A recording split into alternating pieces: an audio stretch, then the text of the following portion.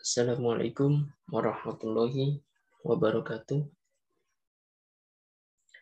Saya di sini akan menerangkan tentang rangkaian half bridge dari kelompok kami workshop sistem analog yang beranggotakan saya Humaydi Nur Syambani dengan NRP 3221610,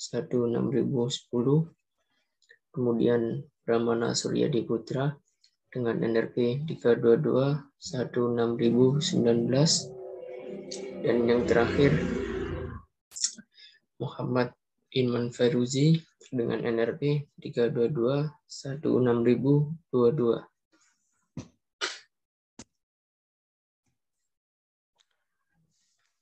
Apa sih bridge itu?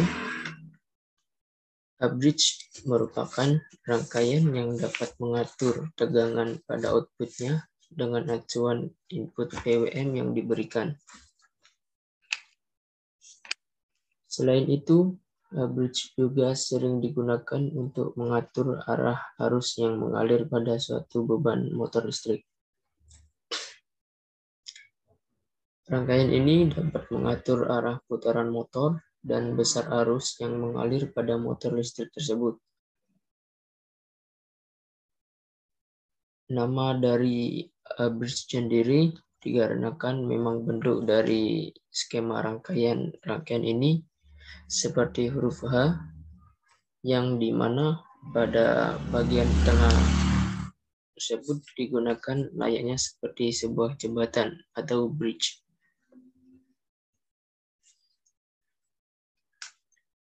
Rangkaian bridge umumnya digunakan untuk mengatur arah dan kecepatan putar motor DC, tetapi sebenarnya tidak hanya itu fungsi rangkaian ini.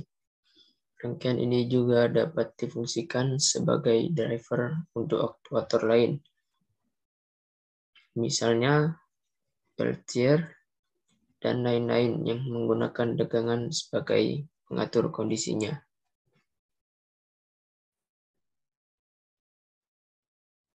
Bagaimana cara kerja rangkaian bridge? Pada dasarnya fungsi utama rangkaian bridge adalah mengubah arah aliran arus sehingga juga dapat mengubah arah putaran motor yang sedang digunakan. Cara kerjanya sebenarnya sederhana seperti bermain dengan saklar. Untuk mengalur akan dialirkan dari mana ke mana arus listrik yang akan digunakan.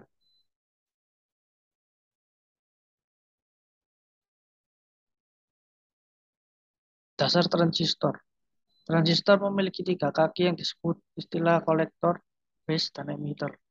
Selain berfungsi sebagai saklar, transistor juga dapat digunakan sebagai penguat arus, current amplifier, sebagai penyearah untuk rangkaian mixer, juga sebagai osilator.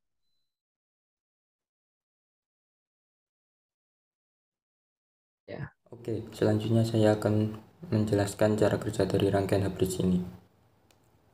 Pada saat switch 1 dan switch 2 diberikan nilai logika yang berbeda, maka 3 dari 6 transistor ini akan aktif, sehingga menyebabkan motor akan bergerak.